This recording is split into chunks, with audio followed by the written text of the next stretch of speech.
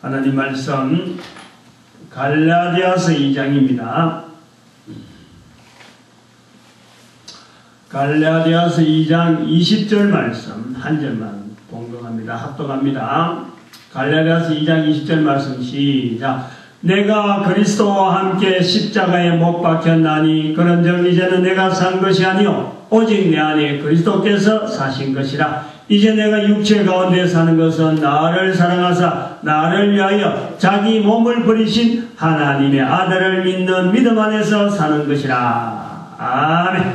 기도드립니다.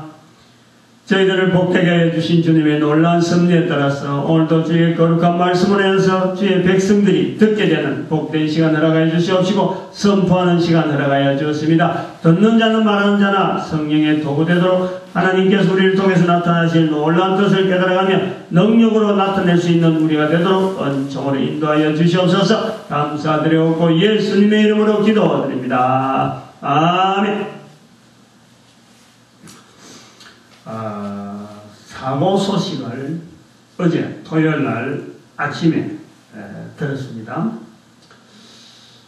올해 한갑을 맞이하는 이 충북에 있는 제천 그 막내 처남이 경기를 보러 가다가 술 먹고 서툰 운전으로 길 아래 경기 함께 굴러 떨어졌다고. 그래서 청주 성모병원의 중환자실에 입원하였다 그러면서 가까이 살던 제천의 큰 처남께서 연락을 취해왔습니다. 사고로 다친 막내 처남은 아이가 없어요. 같이 사는 서수댁도 생각이 온전한 일반인 수준이 아닙니다. 그래서 결국 가까이 있는 큰 처남이 나이가 8에 가까워요. 76인가 아마 그래야 되는데 그분이 이제 보호자가 되어서 금요일 저녁부터 충북 제천에서 청주까지 환자를 옮기고 중환자실 입원시키고 그래 토요일 아침까지 꼬박 날을 샜다는 거죠. 경황경에 이제 연락을 저한테 이제 해준 거죠. 그래서 경황경에 연락을 해줘서 고맙다 인사하고 조금 더 경과를 한번 지켜보자. 그래서 그러면서 이제 지켜봤다가 병문안을 다녀올 생각인데 사실은 다음 주 수요일, 이번 주 수요일이 이제 그 다친 처남이 환갑이라 그래가지고 식구들끼리 가족도 없고 하니까 뭐 요즘 환갑을 별도로 하지는 않습니다만 그래도 식구가 없으니까 자녀들이 있으면 무슨 결혼식이나 뭐 이러면 또 만날 그게 있고 또 어떤 그 행사 집안 행사로 이렇게 만날 그건 되는데 아무것도 없다 보니 자녀들이 없다 보니까 한갑이라도 좀 이렇게 식사라도 같이 하는 형제들 모이자 했는데 지금 한 며칠 사이에 지금 사고 난 거예요. 사고 소식을 들은 저희 마음에 걸리는 게 하나요. 마음에 딱 걸리는 게 딱 사고 소식하고 전화 끊고 나서는 딱 마음에 걸리는 거예요. 제가 그 오남매 중에 이남 삼녀 바로 밑에 남동생 그 다음 여동생 사이가 있는데 그 맞입니다. 제가 이 여동생들은 다 제 나름대로 세 여동생들이 제목을 다 하고 살아가고 있어요. 이 부모님은 이제 아버님이 소천하신 지 한 5년 지금 됩니다. 어머니는 지금 아직까지 경남 진해에서 지내시고 금년이 8이란 말이에요. 저는 구미에 있는 거예요. 구미. 경남, 경북 이렇게 떨어져 있는 구미. 이 남동생이 하나 있는데 사고로 오른팔을 다쳐가지고 장애인입니다. 육신적으로도 장애인데 정신적으로도요.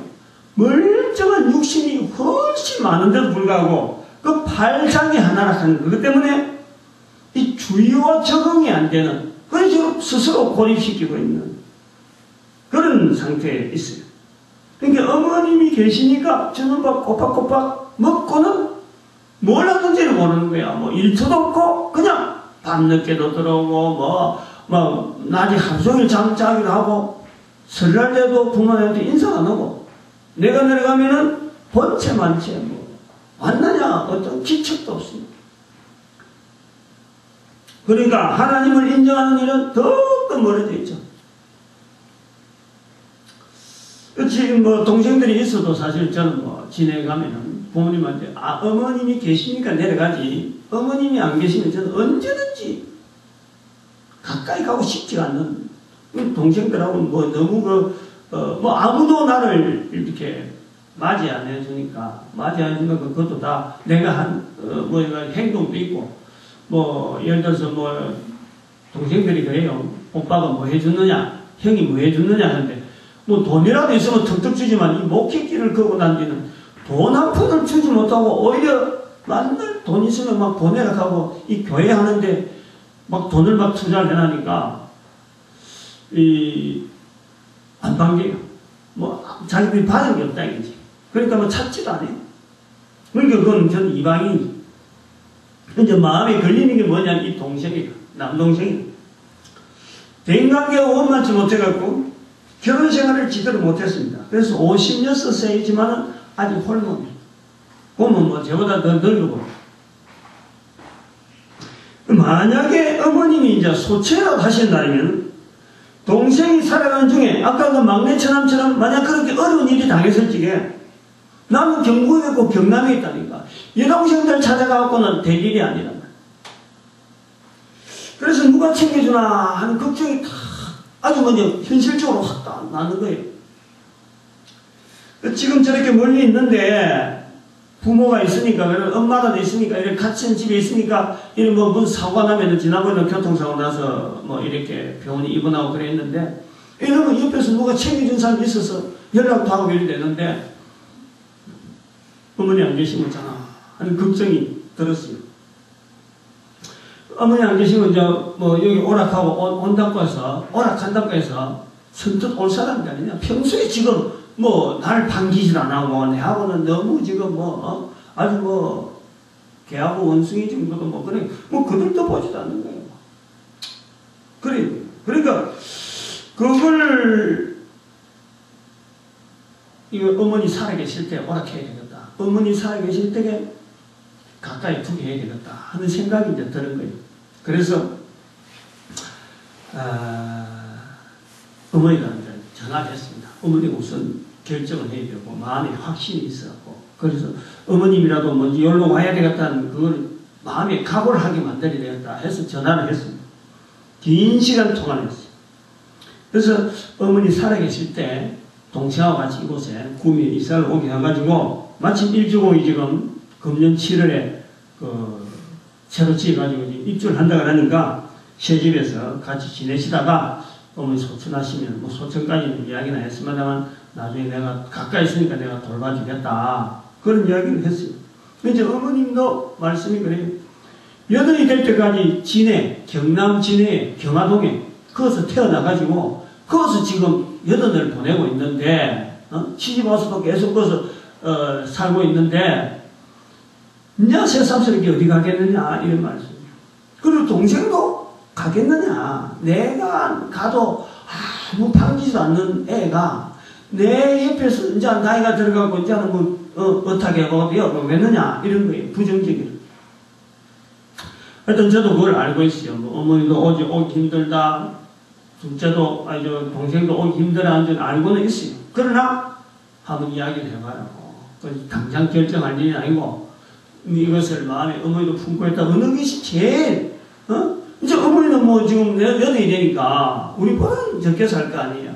형제들보다 적게 살 건데 이 남은 형제들이 서로 힘을 좀 이렇게 어떻게 해서 할 수 있는 그런 환경을 어머니 살아서 지금 한번 할 수 있도록 한번 해봐라. 그래서 마음을 열도록 지금 이야기를 해놨어요. 그 검토는 좀 해달라 그래 부탁을 했죠. 제가 오늘 말씀 시간에 형제 사정 이야기하는 것, 이것이 오늘 본문에서 사도 바울이 표현한 내가 그리스도와 함께 십자가에 못 박혔느니 라는 말씀의 적용 부분에 대한 것, 또 적용의 예가 될까, 혹시 추석에 해당될까 하는, 그래서 먼저 말씀을 드린 겁니다. 내가 그리스도와 함께 십자가에 못 박혔나니 에서 문제는 이 함께라는 거예요. 함께. 무게가 십자가에 못 박혔다. 그리스도가 십자가에 못 박혔다. 이 문제가 안 됩니다. 왜냐하면 이건 해석하는데 어려운 내용이 아니에요. 십자가에 못 박힌다는 것은 첫 번째는 죽었다는 거예요. 십자가에 못 박힌 사람이 살아날 이유가 없는 거예요. 십자가에 못 박혔다. 죽었다. 이 꼴이 되는 거예요. 또 십자가에 못 박혔다. 이것은 자기가 죽고 싶어 죽은 것도 아니고 또 무슨 사고로 죽은 것도 아니고 이건 사형틀이에요. 사형만 돌박해서 죽었다 이거예요. 그리스도라는 곧 예수님을 말씀하시는 것이고, 그리스도가 즉 예수 그리스도가 십자가에 못 박혀 죽으시고 죽었기 때문에 3일 만에 부활을 하신 겁니다. 그리고 모든 죽는 자들에게 부활의 소망을 주신 것이 바로 예수님이 십자가에 못 박혔다, 이것에 연결이 되어지는 거예요. 그것이 줄거리란 말이에요. 근데 아무개가 십자가에 못 박혔다, 아무개가 사형 집행을 당했다, 그 뒤에는 없는 거예요. 없는 거예요. 더 이상 말할 필요가 없는 거예요. 죽었는데, 사형 집행을 당했는데, 십자가에 못 박힌 자는 말이 없는 거죠. 십자가에 못 박힌 중에 예수 그리스도 외에 어느 누구도 더 이상의 언급이 필요 없고 소용이 없고 아무 다른 사람들에 영향을 끼치지가 않습니다. 십자가에 못 박혔던, 그래서 사형당해 죽었던 예수 그리스도께서만 3일 만에 다시 살아나셔서 오늘 우리에게 그리스도라고 구세주라고 불리고 있는 겁니다. 같은 본문에서 그리스도와 함께 십자가에 못 박혔나니, 누가? 아무개가 그리스도와 함께 십자가에 못 박혔나니, 여기 이제 의문이 들어간다는 거예요. 바울이 내가 그리스도와 함께 십자가에 못 박혔느니 하는 이 말의 의미가 뭐냐? 바울이 예수 그리스도와 함께 십자가에 못 박혔다가 다시 살아난 사람이라는 것인가? 아니죠. 이건 분명히. 아니면은 십자가에 못 박힌다는 것이 그리스도가 되기 위한 하나의 과정이라고 보고, 그것이 과정이 되길래 예수 그리스도의 십자가에 못 박힌 수많은 사람 중에 또 한 사람이 십자가에 못 박혀 죽었다, 자기의 과거, 내가 그래서 그리스도라 라는 것을 지금 증명하기 위해서 그리스도와 함께 십자가에 죽었다라고 하는 건가? 그것도 아니라는 거죠. 그렇다면은 십자가에 못 박혀 죽지 않은 것이 분명한 바울이 그럼 지금 성경에서 거짓말하고 있어요. 분명히 자기는, 우리는 잘 알아요. 사도 바울의 생애를 잘 아는 우리들은 이 부분에서 우리는 분명히 이야기할 수 있어요. 사도 바울이 평생에 십자가에 못 박혔던 적은 한 번도 없습니다. 한 번도. 그리고 사도 바울은 예수님께서 십자가에 못 박히는 장소에 있었는가 안 있었는가 그건 확실치 않아요. 그거는 우리가 추정할 때 갈 정도는 되지만은 그걸 따지고 들 내용은 아니야. 분명한 거는 예수님이 십자가에 못 박혔을 적에 십자가는 또 2개가 더 있습니다. 그 2개 중에 바울이 없었다는 거예요. 사도 바울의 십자가는 그 예수님과 같이 십자가 달릴 때 없었던 거예요. 십자가에 못 박혀 죽지 않은 사도 바울이 그리스도와 함께 십자가에 못 박혀 있는 말씀을 읽으면서 우리는 읽을 때에 우리는 성경 말씀 중에 사도 바울이 자신이 십자가에서 죽지 않은데도 불구하고 예수님과 함께 십자가에 죽었다 하는 이 말은 이거는 본문이 거짓말이다 하면서 우리는 읽느냐? 그래서 사도 바울이 내가 그리스도와 함께 십자가에 못 박혔느냐 할 때 성경에 있는 거짓말이라고 우리 줄을 치라고 표시를 하고 있느냐? 그런 것도 아니죠. 죽지가 않은데도 불구하고 거짓말인데도 불구하고 이 거짓말이라고 또 우리는 알아듣지 그렇게 표시를 하지 않는다는. 십자가에 못 박혀 죽는다는 사실은 이것은 사실적인 내용에 근거해서 표현하는 것입니다. 아무개가 십자가에 못 박혔다. 실제로 아무개가 죽은 사람이에요. 죽은 사람. 사형틀에서, 십자가라는 사형틀에서 죽은 사람 아무개, 이렇게 이야기를 할 수 있는 겁니다. 그리고 십자가는요, 이건 어떤 그림이 아닙니다. 빨간색의 어떤 그 십자 모양의 그림이 아니에요. 사형틀이란 말이에요. 사형틀. 사형틀. 그 속에서 그림 같으면 그 속에서 내가 죽었다. 그림도 하면 그 위에서, 그림 위에서 내가 죽었다. 이렇게 하면 신용이라 하겠지만, 이거는 십자가는 사형틀이 그림이 아니에요. 왜 본문에 내가 그리스도와 함께 십자가에 못 박혔나니? 라는 사도 바울이 글을 읽으면서 거짓말이구나 하는 생각이 들지 않는가? 분명히 거짓말인데 이 거짓말이라고 하는 생각도 안 들고 거짓말이라고 표시 안 하고 이 거짓말이라고 항의를 안 한다. 본문 갈라디아서 2장 20절에서 내가 그리스도와 함께 십자가에 못 박혔나니 할 때 나라고 하는 이 사도 바울이 예수 그리스도와 함께 십자가에 못 박혔다거나 예수 그리스도처럼 사도 바울이 십자가에 못 박혀 죽었단다 하고 읽거나 알아듣는 사람은 아무도 없습니다. 십자가에 못 박혀 죽지 않는 사람이 십자가에 못 박혀 죽었다고 해도 거짓말이구나 하고 항의하는 사람은 없고 아무도 없다. 이 말은 다른 말로 하면 사도 바울이 내가 그리스도와 함께 십자가에 못 박혔나니라는 이 겉으로 표현된 내용보다는 그 의미를 더 새기는 표현법으로 받아들이고 있다는 거죠. 말은 사실적인 말인데도 불구하고 그 말 자체를 두고 하냐고 그 말을 통해서 하나의 이런 내용을 표현하고 있는구나. 그 말의 의미에 더 우리는 무게를 실는 표현법이다. 그래 보는 거예요.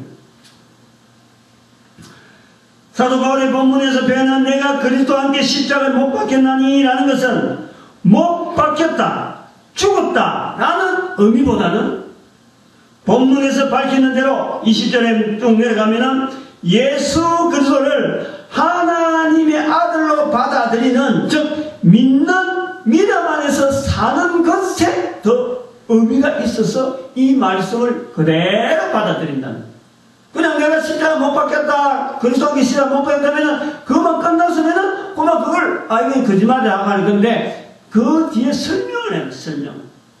믿음 안에서 즉 하나님의 아들을 믿는 믿음 안에서 사는 것이라고 죽었다 못 박혔다 라고 하는 그 표현 속에는 내가 살아가면서 죽은 듯이 살아간다 하는 것에 더 의미가 있으니까 이 말씀을 우리가 거짓말이 아니다 라고 하는 거예요.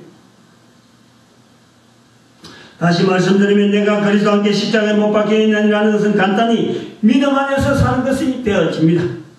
그러면 어떻게 사는 것이 믿음인가? 여기서요 믿음의 정의가 나와요. 사도 바울이 말하는 믿음 안에서 산다라고 할 때 여기서 우리는 신약에 아주 중요한 용어가 되어지는 믿음 하는데 이 믿음의 정의가 여기서 찾아내야 될 거예요. 그것도 지금은 이 믿음의 정의를 찾으려는 것은 아닙니다. 단지 믿음에 어떻게 사는 것이 믿음인가 하는 것에 우리는 한번 생각을 해봐야 돼요. 왜냐하면 어떻게 사는 것이 내가 그리스도와 함께 십자가에 못 박혔나니 라고 하는 이 함께라는 말을 쓰면서 예수 그리스도와 함께 하는 예수 그리스도 십자가에 못 박힌 사건하고 같이 연결하는 이 믿음이란 말이에요. 믿음.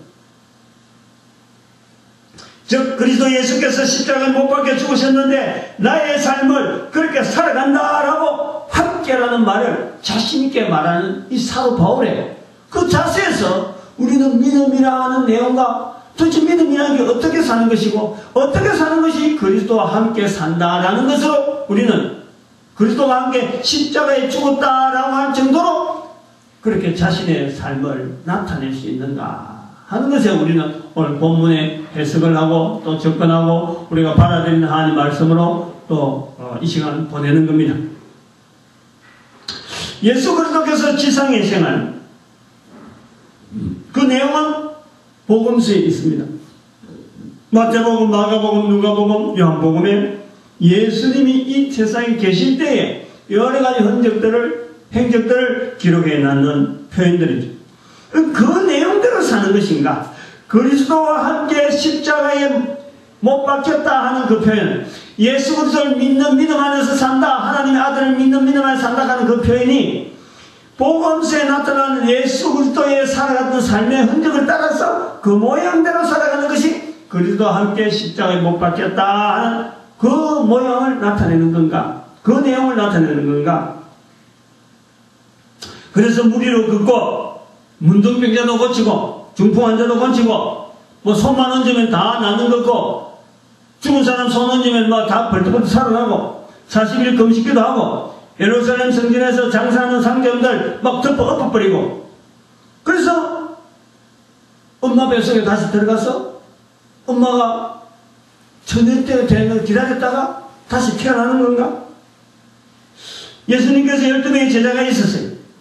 3년 동안에 같이 생활했는데, 이 말씀은 그러면 그런 생활을 아는, 예수님의 생활을 직접적으로 알고 있는 그 제자들에게만 해당되는, 사도 바울에게만 해당되는, 예수님이 직접 어떻게 했다는 것을 자기 눈으로 직접 봤다든지 소문이 직접 들어가는 그 시대, 그 시대의 사람들에게만 해당하는 건지, 그러면 다시 2000년 전 우리가 다시 돌아가야 된다는 건가?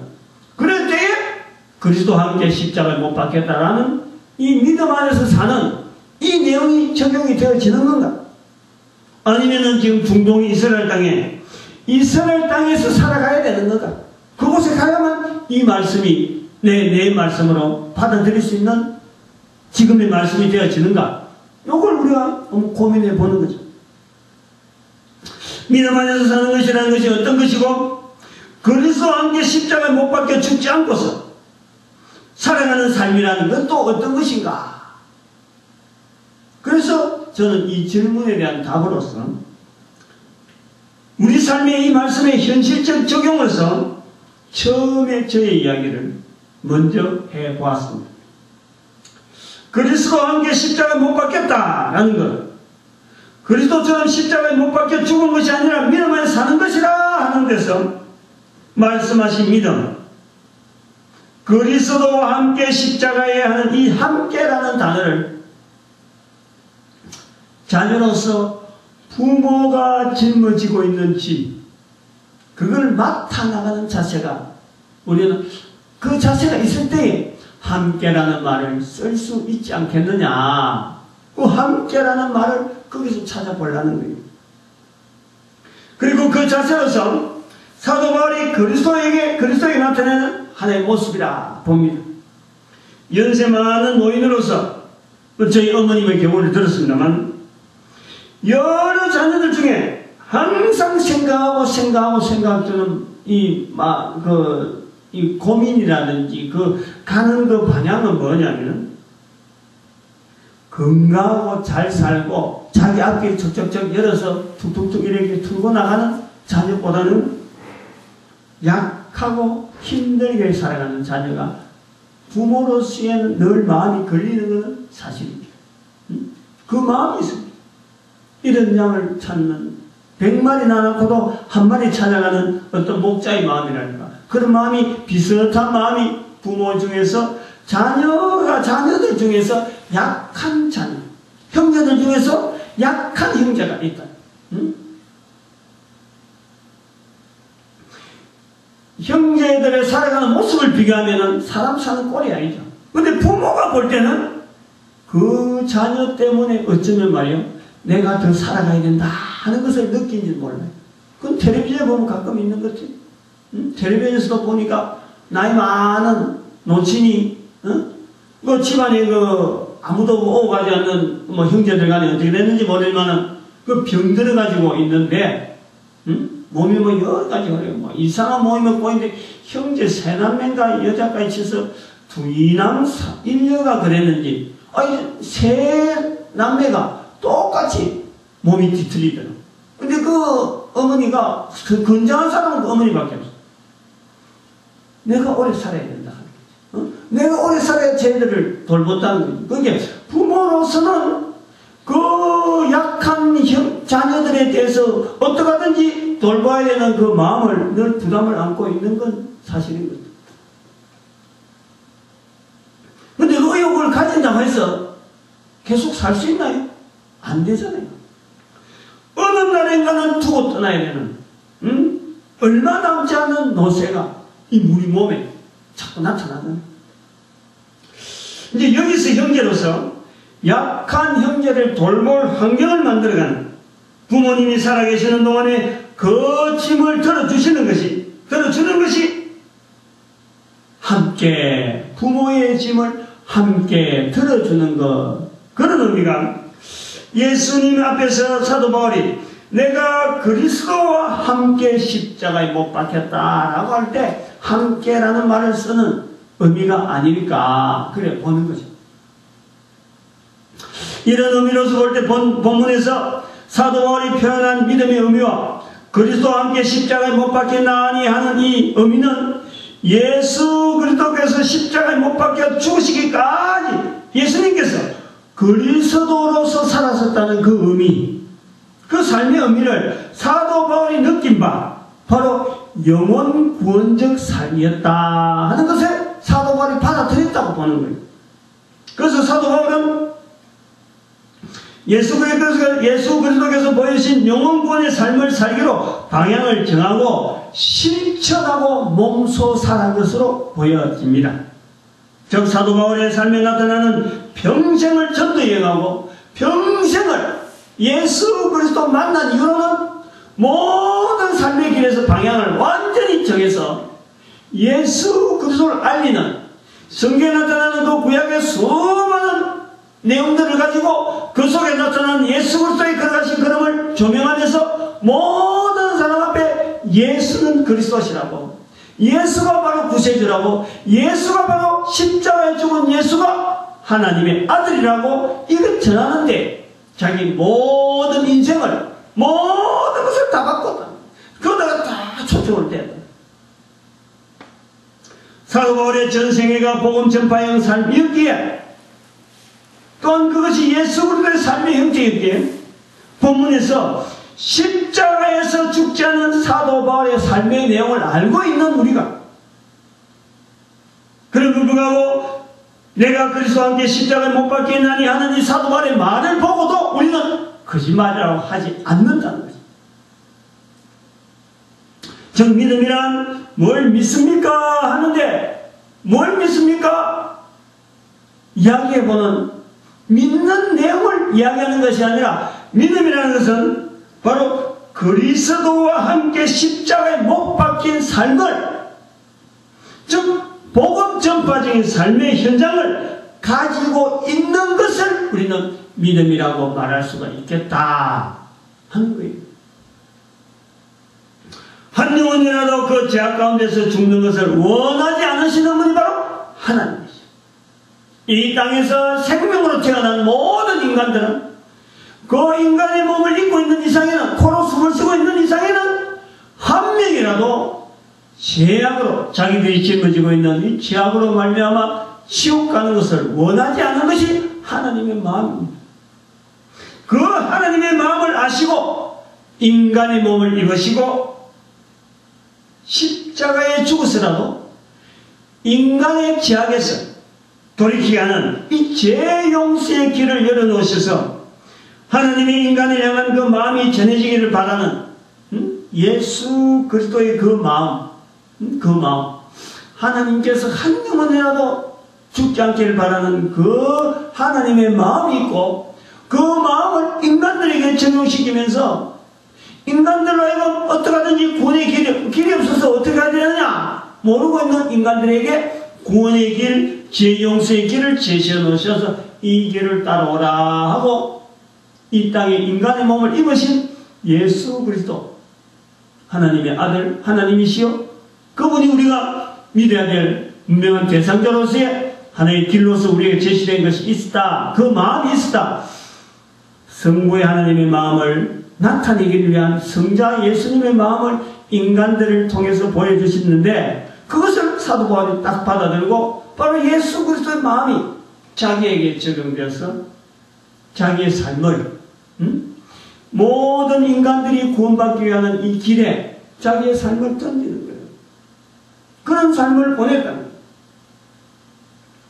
어떻게 보면 사도 바울은 하나님의 충실하신 하나님의 마음, 아버지 하나님의 마음에 충실하신 예수 그리스도의 순종적인 삶을 십자가에 죽으시는 예수님을 통해서 사도 바울이 보았다. 그래 보고 그리고 그 십자가에 죽으신 예수 그리스도에게서 자신을 쳐죽이면서 복종하려는 사도 바울의 삶이 곧 그에게서 나타난 것이 전도적인 삶이다 하는 것을 통해서 우리는 그리스도와 함께 십자가에 못 박혔다라고 담대히 서는 사도 바울에게 전혀 우리는 그것을 항의를 못하는 거죠. 일을 못한단 말이에요. 그 내용을 너무 잘 알고 있고 너무나 정당하고 너무나 분명하다. 하나의 길로 딱 봐서 예수님이 십자가에 죽으신 내용을 바로 그러한 내용이 분명하고 또 사도 바울이 그 모양으로 따라가는 그림이 분명하니까 우리가 십자가에 못 박혀 죽지 않은 사도 바울이 그리스도와 함께 십자가에 못 박혀 죽었다라고 말을 해도 우리는 한마디도 항의를 안 하는 그런 표현이 바로 이 십자가에 못 박혀 함께 십자가에 못 박혔나니 하는 사도 바울의 표현이고 바로 거기서 하나님의 아들을 믿는 믿음 안에서 산다는 그 믿음의 내용을 우리는 분명히 정리를 해볼 수 있는 거예요. 부모의 살아생전의 자녀를 돌봄이 지극합니다. 부모의 은혜를 가장 많이 받은 자가 사실은 가족들 중, 형제들 중에서요, 제일 강합니다. 제일 강합니다. 동물들 보면은요, 뻔해요. 동물들, 객관적으로 나타나는 세계를 봐도 동물들 중에서 어미의 먹이를, 어미의 젖을, 어미가 주는 이 물어주는 먹이를 제일 많이 먹은 새끼가 결국은 형제들 중에서 강한 거예요. 그래서 약한 애들, 이 동물의 세계에서는 막 약자를 막 죽이버리더라고. 굴러버리고, 둥지 밖으로 막 밀어내버려. 죽이는. 특히 뻐꾸기가 자랄 때 같아, 뻐꾸기. 응? 부모의 은혜를 가장 많이 받은 자가 사실은 맞입니다. 맞이. 뭐, 누가 말 거 없어요. 새끼들은, 또, 짐승들은 부화되면, 각종 부화되는 어떤 그것이 있어서, 누가 먼저인지 모르지만, 이 자녀들은, 인간은 부모로부터 이게 출생이 되어지기 때문에 서열이 정해지는데, 부모의 사랑을요, 가장 많이 받은 형제는 맞입니다. 내가 그걸 아는 거예요. 응? 내가 그걸 아는 거예요. 물질적인 것도 그렇지만은, 이거 내 몸의 건강, 여러 가지 재질이요. 사실 어느 형제들 중에서 어느 누구에게 못지않는 그런 어마어마한 능력이 내한테 있는 거예요. 응? 부모의 삶이 한계가 있으므로 바로 건강한 형제는 약한 형제를 사실은 이제 돌봐줄 기회로 보는 거예요. 응? 기회란 말이에요. 기회. 약한 자를 돌봐줄 수 있는 기회가 부모가 노쇠해버리고 이제는 안 계실 때에 하나의 기회라. 이건 준비를 해야 될 것 같아요. 맞이로서 부모의 형제를, 부모의 사랑을 가장 많이 받은 형제들 중에서 가장 많이 받은 맞이는 반드시 부모가 노쇠할 때를 준비해서 형제들에게 돌볼 수 있는 그 마음의 준비를, 그 각오를, 그 자세를 가져야 될 것 같아요. 하나의 기회입니다, 기회. 형제들끼리, 돌봐줄 의무도 없고, 아무도 그렇다고 해서 그것 갖고 도덕적으로 잘했니, 못했니, 라고 따지는 사회적인 잣대는 없어요. 그러나 우리는 성경에서 원리와 하나님께서 우리 한 사람 한 사람 이 땅에 보낼 때에 그 보낸 순서에 따라서 그 은혜와 그 능력이 주어지는 그 내용을 보면요, 분명히 많이 가진 자에게서 하나님은 많이 찾는 거예요. 지금 제 입장에서는 예화를 듣기 때문에 이야기합니다만, 동생이나 어머니나 개인적으로는요, 아무도 이곳에 올 사람, 내 가까이 올 사람이 아무도 없어. 그러나 하나님께서 보시기에 아름다운 모습으로 분명히 열매 있는 모습을 인도해 주실 것이다 하는 것 때문에 제가 기다립니다. 사실 일주금도 865 내놔라. 865 내놔라 그랬는데 토요일날 연락이, 이게 시간 차이가 있는 거예요. 시간 차이가.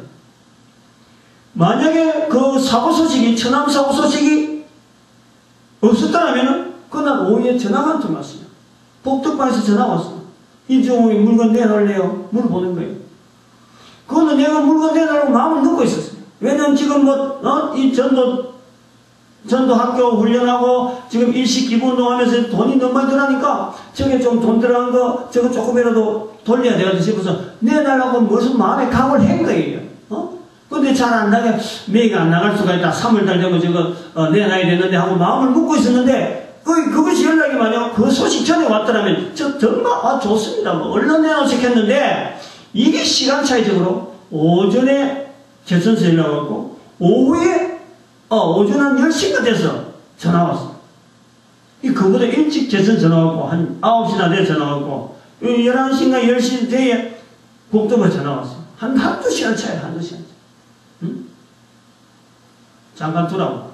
응? 복도 보고 제가 잠깐, 부모님하고 좀 상해봐야 되고, 부모님 모셔야 될 일이 있을 것 같아서, 진작 같아서 내가 내놨는데, 지금은 아니라고. 그래서 보류를 시킨 거예요.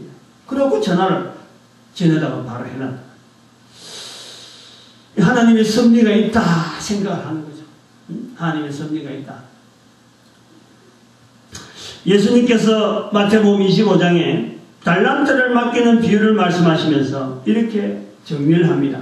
달란트, 5달란트, 2달란트 이렇게 맡기면서 1달란트 맡긴 자들이 5달란트, 2달란트는 뭔가 남기는 것이 있었는데 1달란트는 그걸 묻어뒀다. 그랬다고. 그럴 때 예수님께서 1달란트 맡은 자에게 이렇게 합니다. 표현하기를 합니다. 25장 29절에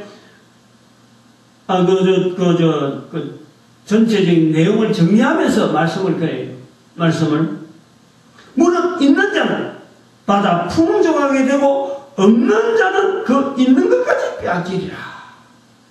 있는 자는 더욱더 풍성할 거고 없는 자는 그 있는 것까지 빼앗긴다. 그러니까 없는 자는 그럴 때 그 없는 자를 어떻게 표현하냐니까 악하고 게으른 종이라. 악하고 게으른 종. 없던 것이 아니에요. 이걸 잘못 생각하는 거예요. 주인한테 잘못 생각하고 자기가 가지는 데서 게을렀던 거예요. 안 하려고 핑계대는 거예요. 아버지께서 원하시는 것이 무엇인지 알면서도 차일피 이것 갖다 대고 저것 갖다 대면서 이렇게 하면 좋은 문제고 저렇게 하면 좋은 문제고 자기 생각만 가지고 그걸 안 하는 거예요. 그러다가 어느 날 들컥 찾아온 계산대. 그건 우리 모든 인간들이 반의하는 죽음이라고 할 수 있어요. 응? 죽음은 하나의 과정이지만 그 죽음에서 끝난 줄 알고 그냥 바로 아무 준비를 하지 않고 있었는데 거기서 들컥 와서 어떻게 그때에 악하고 게으른 종이라고. 응? 이 땅에 살면서 얼마나 열심히 살아가려고 막 이랬습니까? 자기 딸에는 최선을 다해서 중심을 가지고 했는데 그것이 악하다, 응? 게으르다 이런 표현을 들을 수 있는 환경이 있다. 구체적으로 어느 것이 같다 어느 것이 다 라고 말을 하지 못하면 그냥 분명하게 악하고 게으른 종이라고 할 수가 있다. 그럴 때가 있다니. 이 땅에 살아가는 모든 환경 속에서 우리가 그런 잣대에 들어가면 안 되죠. 그거는 사람의 잣대가 아니란 말이에요. 사람이 하는 한 개인이 충성스럽게 최선을 다하는 어떤 직장을 구하고 뭐 관공서 가서 나라에서 뭐 일을 하고 이런 일하는 일거리보다도 거기에서 볼 때 하나님 보시는 분명한 잣대가 있다. 그 잣대에서 볼 때 하나님께서 말씀하시는 우리에게 주시는 아마 그건 많이 받은 자에게서 많은 것을 요구하는 것. 그래서 마지의 그 자세로 제가 있어 보니까 이걸 알겠는 거예요.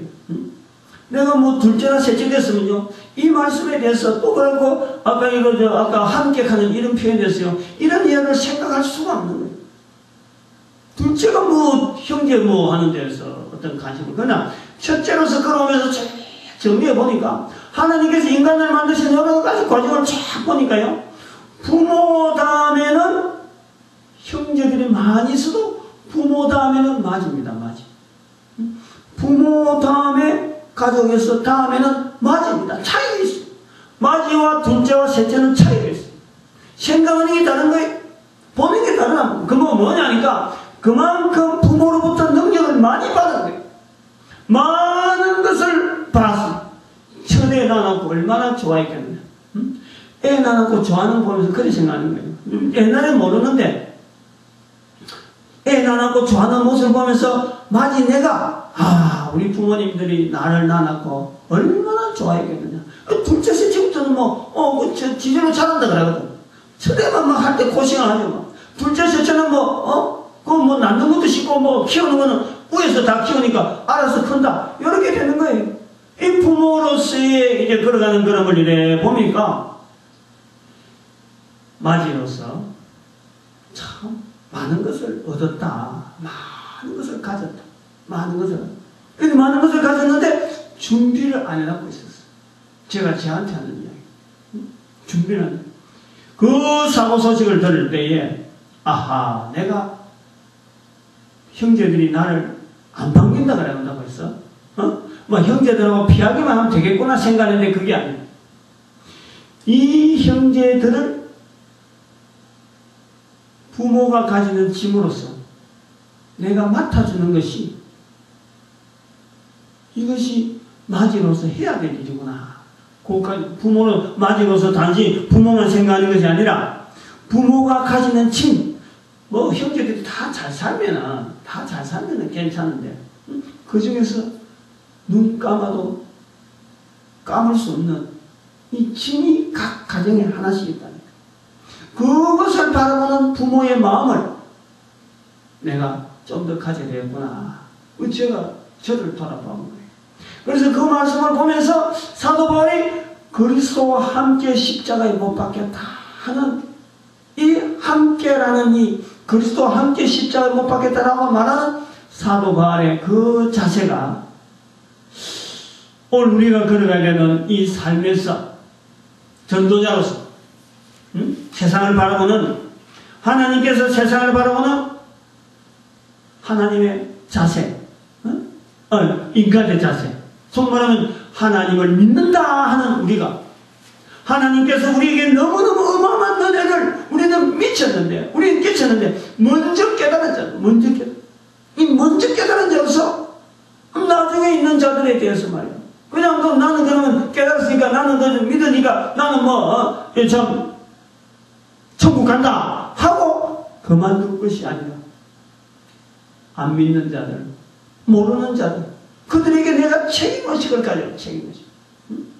어떻게 하면 이거 참 나를 통해서 좀 나에게 주신 은혜를 어떻게 하면 저들에게도 같이 나눠 가질 수 있는 그런 자세로 사는 것이 함께 그리스도와 함께 십자가에 못 박혔다라는 이 자세가 바울이 가졌다면은 바울에게 가졌다면 내가 못 가질 게 없잖아요. 바울도 사람인데 나도 사람인데 나도 바울이 죽었고 나도 언젠간 죽을 거고 바울에게 하나님께서 임한 은혜가 있다면 나도 그 많은 은혜가 있다. 그런 은혜를 분명히 안다면 나도 본문의 갈라디아서 2장 20절에 표현한 표현처럼 할 수 있는 그런 분명한 한 사람이에요. 그걸 나가자면 하자는 거예요. 나도 내가 그리스도와 함께 십자가에 못 박혔나니라고 말할 수 있는 우리 모두가 되어지기를 간절히 바랍니다. 기도드립니다. 할렐루야. 함께하여 주심에 감사합니다. 부족한 자들을 통해서 어떻게 하든지 나아갈 수 있도록 위로하여 주시오며 인도하여 주시오며 여러 환경을 통해서 하나님의 놀라운 섭리하심이 풍성하게 인도해 주시는 것을 믿고 감사드립니다. 부족합니다. 그럼에도 불구하고 하나님께서 인도하시는 길이오니 결코 선하게 놀랍게 아름답게